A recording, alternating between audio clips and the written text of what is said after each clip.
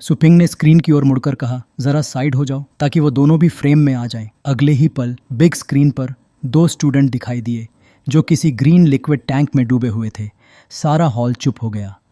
ये तो वही हैं। डायन के बगल में खड़ा एक लड़का घबरा गया। अगर ये जाग गए तो हमारे सारे सीक्रेट्स खुल जाएंगे। डायन ने एक ठंडी मुस्कान दी। रिलैक्स, मैंने पहले ही ये सोच लिया था। मैंने एक्शन पहले ही ले लिया था। अब ये दोनों वेजिटेबल बन चुके हैं, कभी नहीं बोल पाएंगे। लेकिन अगले ही सेकंड स्क्रीन पर वो दोनों धीरे धीरे अपनी आंखें खोलते हैं। पूरा अरीना सन्न रह गया। वो इमेज लाइव ब्रॉडकास्ट हो रही थी। एसयू पिंग ने हल्की सी मुस्कान दी। लगता है इस शहर के हॉस्पिटल्स की रिहेबिलिटेशन टेक्नोलॉजी काफी इंप्रेसिव है। वो झुककर बोला, कैन यू स्पीक? तभी स्पीकर से गूंजती आवाज आई, इंस्ट्रक्टर सू। पूरा हॉल उस आवाज से कांप उठा। डायन के चेहरे का रंग उड़ गया।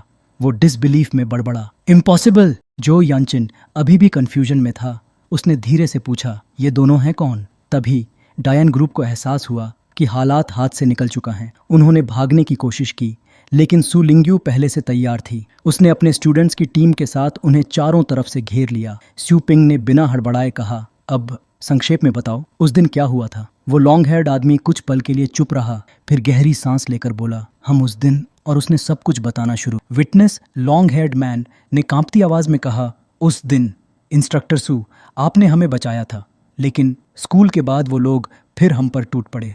जब मैं होश में आया, मैं पहले ही इस हॉस्पिटल बेड पर पड़ा था। पूरा स्वॉर्ड साइंस डिपार्टमेंट सुनते ही शॉक में रह गया। उन्हें अब समझ आया, उनकी हार एक साजिश थी, इनकॉम्पिटेंस नहीं। लेकिन वहीं सुलिमू का गुस्सा आसमान छू गया। उसने उंगली उठाकर चिल्लाया, तुम लोगों ने स्टूडेंट्स पर हमला किया और अब भी शर्म नहीं आती? स्टेज पर खड़े जो यंशन की आंखों में लाल चमक दौड़ गई। एक पल में उसकी पूरी ऑरा बदल गई। किलिंग इंटेंट पूरे हॉल में फैल गया। उसने मेज पर मुट्ठी दे मारी। डियन! आवाजें इतनी भारी थी कि पूरा स्टेज हिल उठा। डियन ग्रुप वहीं गिर पड़े। पैर कांप रहे थे, चेहरों से सारा रंग उड़ गया था। जो यंशन ने ठंडी आवाज में कहा, उस दिन मैंने तुम्हें चेतावनी दी थी, झूठ बोलने का अंजाम क्या होगा, याद है? डियन ने कांपते हुए जवाब दिया, E expulsion, B blood line revoke, और पेट वॉरियर्स को हमेशा के लिए फॉरबिडन कर दिया जाएगा। पूरा हॉल सन्न था। फिर जो यानशन ने गहरी सांस ली। डोंग मिंगोंग की ओर झुककर बोला, ओल्ड डोंग, मेरी गलती थी। मैंने अपने स्टूडेंट्स को ठीक से गाइड नहीं किया। इस गलती की पूरी जिम्मेदारी मैं लेता हूँ। आशा है आप इस मैटर को यहीं खत्म कर देंगे। वो ठहर कर बोला, स्वॉर्ड सान और फीनिक्स माउंटेन हमेशा भाई रहेंगे। फ्रेंड्स! ये शब्द सुनते ही डोंग मिंगोंग का चेहरा खुशी से चमक उठा। आज फीनिक्स माउंटेन की शान बढ़ी है, उसने कहा। कुछ भी चलेगा। अचानक सुपिंग धीरे धीरे हवा से उतरकर उनके पास आ गया और बोला, तुम लोग एक बात भूल गए हो। जो यानचिन ने फुर्ती से पूछा, क्या चाहिए तुम्हें? रेयर ट्रेजर्स या हाई लेवल पेट्स, जो भी मेरी कैपेसिटी में होगा मैं दे दूंगा। सुपिंग ने मिलनसार मुस्कान दी, फिर अपनी उंगली जमीन की ओर इशारा करके कहा, मुझे ज्यादा कुछ नहीं चाहिए, बस तुम घुटने पर आओ। यह सुनकर नीचे खड़े फाई याम्बो आगब्बूला हो उठा। सुपिंग, ये हद है, आगे मत बढ़ो, उसने गरज कर कहा। सुपिंग ने सर्द लहजे में कहा, तुम हार गए। अब तुम स्वॉर्ड सान के टीचर नहीं रहे। यहाँ तुम्हारी कोई आवाज नहीं रहेगी। फाई याम्बो ने इतना गुस्सा किया कि दांत पकड़ लिए। वह लड़ाई भी हारा और अब बोलने का हक तक नहीं रहा।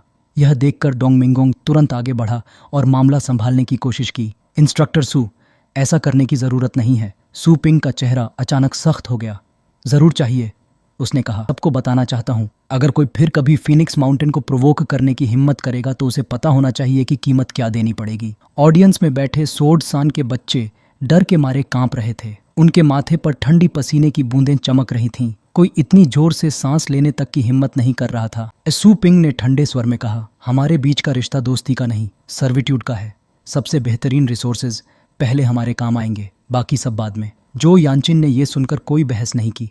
वह चुपचाप नीचे झुका और घुटनों पर गिर गया। डोंग मिंगोंग ये दृश्य देखकर एकदम निशब्द रह गया। जो यानचिन के झुकते ही सारे स्वॉर्ड साइंस के स्टूडेंट्स मन न होते हुए भी एक एक कर घुटनों के बल झुक गए। सुपिंग ने हल्की मुस्कान दी और कहा, तो यही है वो एमिकेबल रेजोल्यूशन जिसकी बात तुम कर रहे थे? कुछ दिनों बाद प्लेफुल पेट स्टोर के दरवाजे पर अफवाहों ने आग पकड़ ली।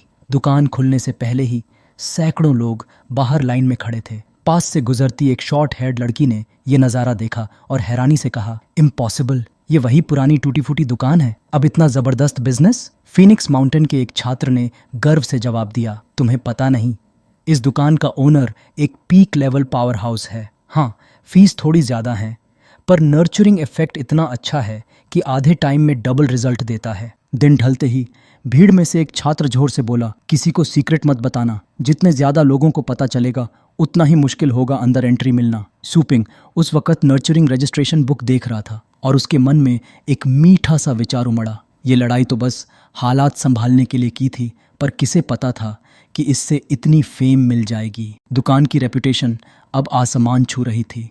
तभी भीड़ में से एक जानी पहचानी आवाज आई, सू लिंग्यू की। सू पिंग ने सिर उठाया और चौंक कर पूछा, तुम यहाँ क्या कर रही हो? वो भीड़ चीरती हुई आगे बढ़ी, खूबसूरत लिबास में, चमकते चेहरे के साथ, अपने गाल हल्के से छूते हुए मुस्कुराई और बोली, क्यों, क्या मैं अपने पेट को नर्चर नहीं करा सकती? सू पिंग ने हल्की भौहें चढ़ाईं, फिर सांस छोड़ते हुए कहा, इतनी सी बात है, तुम बस एक शब्द कह देती, इतनी लंबी लाइन में क्यों खड़ी हो गई? सू लिंग्यू ने पीछे मुड़कर लंबी लाइन की तरफ देखा और मुस्कुराते हुए बोली, मैं नहीं चाहती कि लोग ये सोचें कि मुझे स्पेशल ट्रीटमेंट मिला सिर्फ इसलिए कि मैं तुम्हारी सिस्टर हूँ। वो पलटकर सू पिंग की आंखों में देखती है। उसकी निगाहों में दृढ़ता थी। मैं खुद को स्ट्रांग बनाना चाहती हूँ, अपने दम पर। सू पिंग हल्का सा मुस्कुराया और रजिस्ट्रेशन बुक आगे बढ़ाते हुए कहा, ठीक है, फिर शुरू करते हैं। सू पिंग ने रजिस्ट्रेशन बुक की ओर देखा और पूछा, तो बताओ, कितने पेट्स को नर्चर कराना चाहती हो? सू लिंग्यू ने हल्की मुस्कान के साथ अपनी समनिंग स्पेस खोली और एक चमचमाता इल्यूजन स्नोबॉल बाहर आया, वही पेट जिसे उसने रैंक 4 पर इवॉल्व किया था। सू पिंग का एक्सप्रेशन जरा भी नहीं बदला। वो कामली बोला, लोअर लेवल रैंक 4 को अपर लेवल तक ले जाना है तो फीस होगी, एक सेशन की 1 मिलियन क्रेडिट्स। इतना सुनते ही पीछे खड़े लोग दंग रह गए। क्या कभी ऐसा भाई देखा है जो अपनी बहन से भी डिस्काउंट न दे? एक साल में बस 30,000 कमाने वाली लड़की और एक बार के नर्चरिंग की कीमत 1 लाख। आवाज धीमी थी, मेरे पास अभी पैसे नहीं हैं, मैं बाद में आ जाऊंगी। सू पिंग मुस्कुराया, फिर बोला, कोई बात नहीं। इतना कहते ही उसने हाथ बढ़ाया, अपनी समनिंग स्पेस खोली और बिना झिझक उस डीमन बीस्ट ऑर्ब को उठा लिया। जैसे ही उसने ऐसा किया, सिस्टम की आवाज गूंजी, वार्निंग, स्टोर के प्राइसेस बदले नहीं जा सकते, प्राइवेट डिस्काउंट देना स्ट्रिक्टली प्रोहिबिटेड है। होस्ट, कृपया तुरंत पेट को कस्टमर को वापस करें। सिस्टम की आवाज़ अब ठंडी और सख्त थी। ये सुनकर सू पिंग की आंखें अचानक गंभीर हो गईं। उसने मन ही मन सिस्टम से कहा, अगर पैसे की कमी है तो मैं खुद चुका दूंगा, मैं किसी पर 1 सेंट का भी कर्ज नहीं छोड़ूंगा, लेकिन अगर तुझे सच में शक्तिशाली पेट्स चाहिए तो इस बार इग्नोर कर दे। थोड़ी देर की चुप्पी के बाद सिस्टम ने जवाब दिया, there will be no next time. Su Ping ने काम करते करते सू लिंग्यू की ओर देखा और बोला, कुछ समय पहले मैंने तुम्हारे कल्टीवेशन मेथड के बारे में थोड़ा सीखा था, इस बार इसे तुम्हारे काइंडनेस का रिटर्न समझो। सू लिंग्यू के मन में सवाल उठे, मैं तो बस घर पर कल्टीवेशन करती हूँ, वो मेरे मेथड को कैसे जान गया? और फिर वो तो पहले ही पीक लेवल तक पहुँच चुका है, मैं तो अभी स्पिरिचुअल पावर सीखना शुरू ही की हूँ। इधर सू पिंग अपने काम में व्यस्त था, पर उसे अब भी याद था, ड्रैगन पिलर अभी पूरी तरह कॉन्कर्ड नहीं हुई थी। उसके 9th लेवल पर ड्रैगन किंग सक्सेसर यानी ड्रैगन सोल की आवाज़ गूंजी, the challenger must learn to